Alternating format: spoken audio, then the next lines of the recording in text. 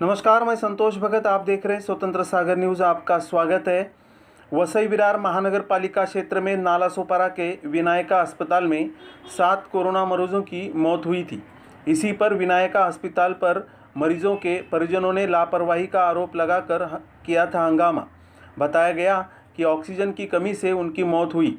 इस घटना के पूर्व विधायक हितेंद्र ठाकुर, विधायक क्षितिज ठाकुर ने ट्वीट कर और प्रथम महापौर राजीव पाटिल ने वसई विरार महानगर पालिका के पास ऑक्सीजन की कमी को जाहिर किया था।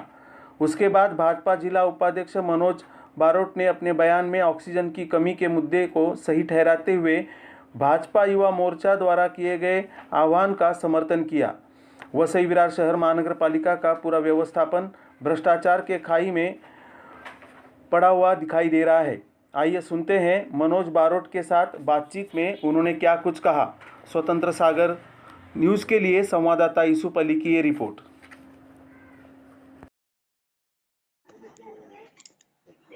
मनोज सर नमस्कार, आपका स्वागत है। धन्यवाद धन्यवाद धन्यवाद। नमस्कार मनोज सर, आपके हैंड से एक प्रेस नोट आपने निकाला हुआ है महानगर पालिका के खिलाफ, वो क्या विषय बताइए।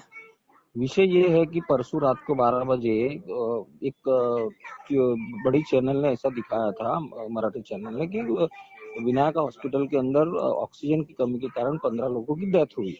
तो वो न्यूज देख के तुरंत मैं यहाँ से विनायका हॉस्पिटल गया। तब मुझे वहाँ के वास्तविक पता चला कि 15 डेथ नहीं हुए, लेकिन वहाँ पे 7 डेथ हुए और 3 कुछ मेरे ख्याल से विनायका में हुए थे। यानी कुल मिला के 12 तारीख को 10 डेथ हुए थे यहाँ पे।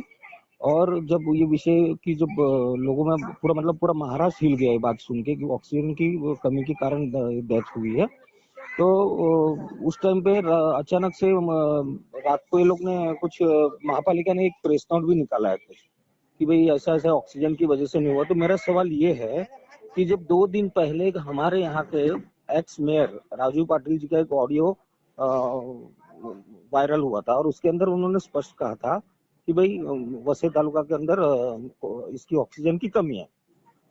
तो मेरा ये सवाल है कि जब ऑक्सीजन की कमी माजी महापौर, वो भी प्रथम महापौर है हमारे वसई विरार के, उनके द्वारा जब ये बताया जा रहा है कि ऑक्सीजन नहीं, तो उसी टाइम पे महापालिका प्रशासन ने उसका स्पष्टीकरण, जिस तरह से रात को ये प्रेस नोट निकाली ना कि ऑक्सीजन है, ऑक्सीजन की कमी से इनकी डेथ नहीं हुई, इसी तरह जिस दिन ये ऑडियो वायरल हुई थी उस दिन इसका स्पष्टीकरण महापालिका ने क्यों नहीं किया? ये मेरा सबसे पहला अहम सवाल है।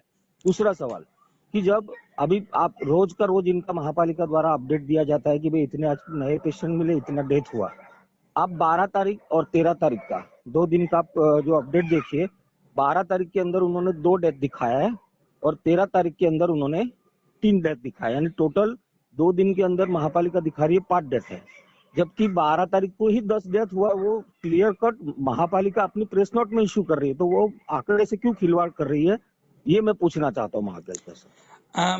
मनोज सर, कल सुबह जो आप जिस प्रेस नोट की बात कर रहे हो, महानगर पालिका ने एक प्रेस नोट निकाला था। उसके बाद में महानगर पालिका डीएमसी उपायुक्त ने एक चैनल को, कुछ चैनल को ये चीज खुद सामने, चैनल के सामने आकर भी उन्होंने बोला कि जो बातमी आ रही है कि लोग जो मौत हुई है वो ऑक्सीजन से नहीं होकर, ऑक्सीजन की कमी से नहीं होकर कोरोना की भयानकता के हिसाब से हो रही है। तो इस बारे में आप क्या कहना चाहेंगे? एक तो ये कि इसमें मेरा सवाल ये है कि आयुक्त साहब को जिम्मेदारी लेकर क्या उनको खुद स्पष्टीकरण नहीं देना चाहिए था?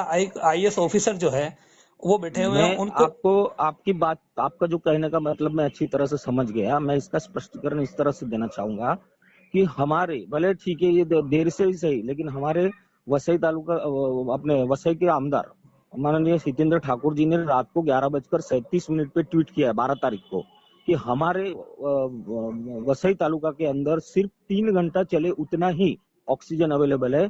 वहीं हमारे नालासोपारा के आमदार क्षितिज ठाकुर ने भी रात को 11:32 को प्रधानमंत्री को ट्वीट करके ये जानकारी दी है कि हमें तुरंत ऑक्सीजन मुहैया करा जाए।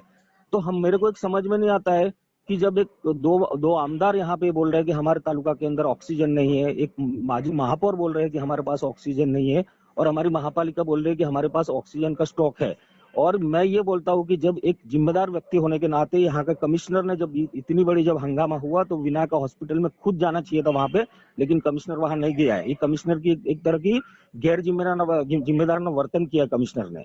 मैं इसका निषेध करता हूँ। नहीं, वो वहां नहीं गए, वो तो ठीक है, वहां नहीं गए, वो बात तो आपने बोला निषेध करने जैसी लायक है ही, लेकिन उसके हाँ बाद में उन्होंने कम से कम एक पत्रकार परिषद लेकर भी इस चीज का खुलासा नहीं किया और उपायुक्त किशोर गौस को आगे किया। इसके ऊपर आप क्या कहना चाहेंगे?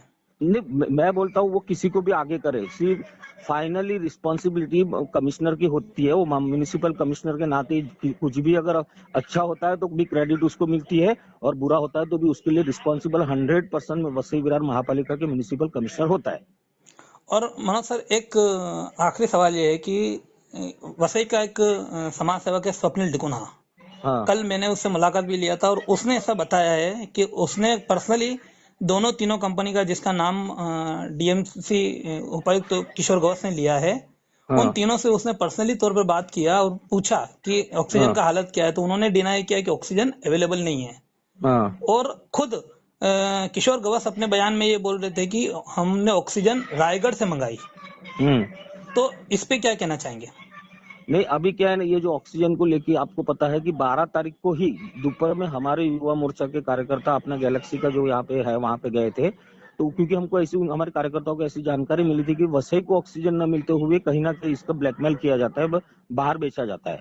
तो हमारे जब कार्यकर्ता वहां गए थे तो वहां पे 2 टन ऑक्सीजन वहां पे अवेलेबल था वहां पे। तो और उनको ये बोला गया कि आज के बाद ये जो भी है कहीं पे भी पहले वसई की जनता को यानी मरीजों को मिलना चाहिए ऑक्सीजन, उसके बाद बाहर जाना चाहिए।